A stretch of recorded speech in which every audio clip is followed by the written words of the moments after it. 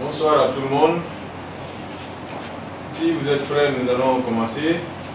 Je suis Moussa Davou, ingénieur informaticien, également étudiant au Master e-Service de l'Université des sciences et technologies de Lille. J'ai choisi ce soir de m'entretenir avec vous sur le thème bonne gouvernance et développement.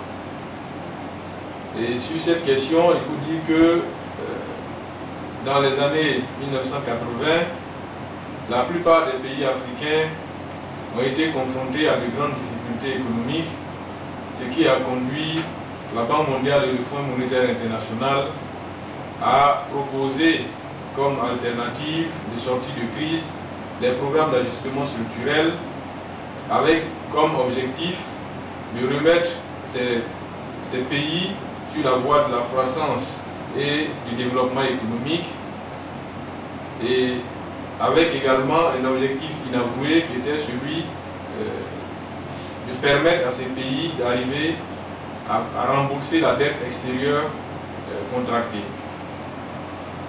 Alors malheureusement, une décennie après, c'est-à-dire au début des années 90, on est face au constat que les PAS, donc programmes d'ajustement structurel, ont échoué et la croissance économique attendue n'avait pas lieu. On avait plutôt, à travers le continent, plusieurs mouvements sociaux qui paralysaient en général l'économie, la croissance donc, de ces États. Ce qui avait amené M. Bonidek, qui était alors ministre des Finances de Tanzanie, a dit que le remède proposé par la Banque mondiale était pire que le mal. Et réagissant à cet échec, la Banque mondiale et le Fonds monétaire international ont incriminé la mauvaise gestion des crédits alloués aux États et dans le même temps, donc au début des années 90, ont proposé un nouveau concept, c'est-à-dire celui de bonne gouvernance. Et la bonne gouvernance s'imposait donc au pays comme étant une condition sine qua non pour atteindre le développement et particulièrement au niveau des pays africains. Alors dans cet exposé, je vais présenter d'abord les différents concepts de bonne gouvernance pour ensuite parler un peu des questions de développement et je m'attarderai un peu sur le lien entre croissance économique et développement pour finir avec la relation entre le développement et la bonne gouvernance. Alors, la bonne gouvernance, c'est quoi? L'expression renferme deux termes, l'adjectif bonne et le substantif gouvernance. La bonne gouvernance, disons la gouvernance étant perçue comme le mode de gestion des affaires publiques, on peut dire que la bonne gouvernance, c'est le fait que cette gestion des affaires publiques soit bien faite, soit bien conduite. Et on est parti donc d'une perception de la bonne gouvernance qui était celle de la Banque mondiale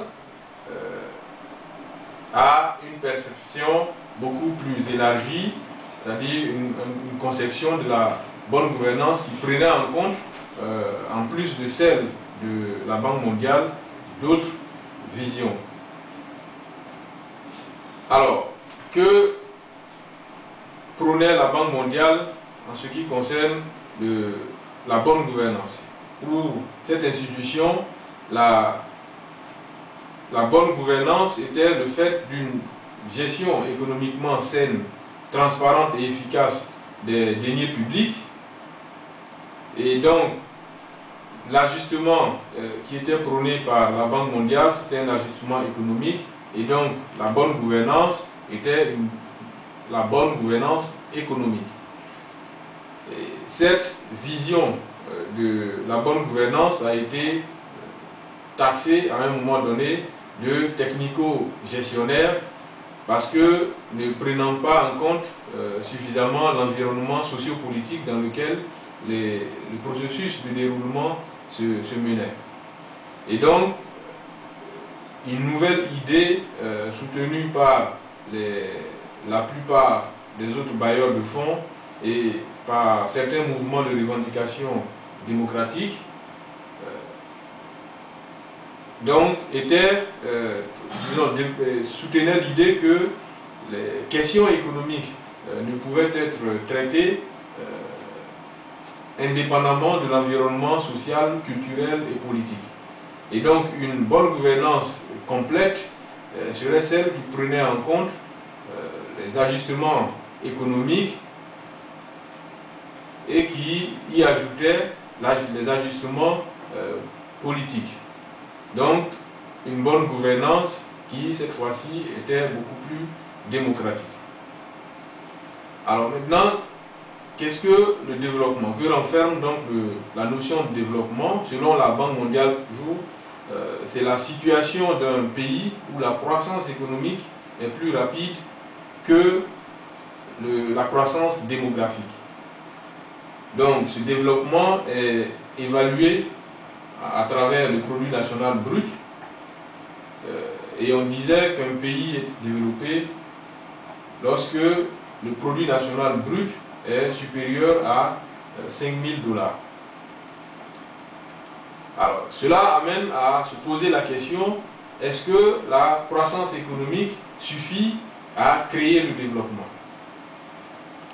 Cette idée a été battue en brèche, quoique ces deux concepts soient intrinsèquement liés, justement parce que la croissance économique, elle, traduit une notion beaucoup plus quantitative, parce que se définissant comme étant l'augmentation sur la durée du produit national brut par habitant. Alors que le développement, c'est l'amélioration qualitative du niveau et des conditions de vie de la grande majorité des populations. Donc le développement, lui, embrasse en plus des aspects économiques, d'autres aspects comme le culturel, le social, le politique, les droits et libertés individuelles. Alors, une autre idée était remise en cause, idée développée par la Banque mondiale, était celle de dire que le développement économique dépend nécessairement de la bonne gouvernance. Alors, cette idée est remise en cause parce que des exemples montrent que des pays peuvent se développer dans un régime dictatorial, donc excluant une bonne gouvernance démocratique. C'est le cas de l'Allemagne hitlérienne, de plusieurs pays d'Amérique du Sud et de certains pays d'Asie qu'on appelait les dragons d'Asie. Pour obtenir un développement économique, il faut surtout axer sur une gestion économique qui soit assez méthodique, rigoureuse et efficace, et qu'on ait un État, on soit en face d'un État fort et engagé au service du développement.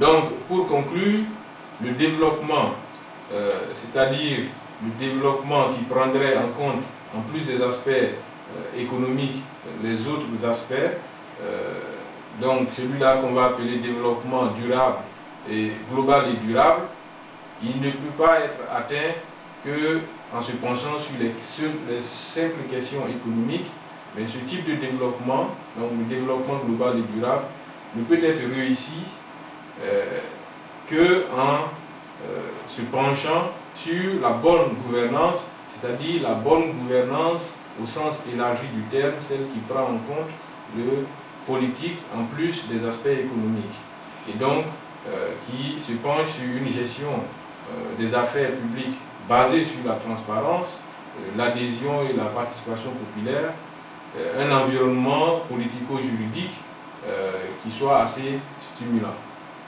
Donc je vous remercie pour votre attention. Je reste disponible pour vos éventuelles questions. Merci.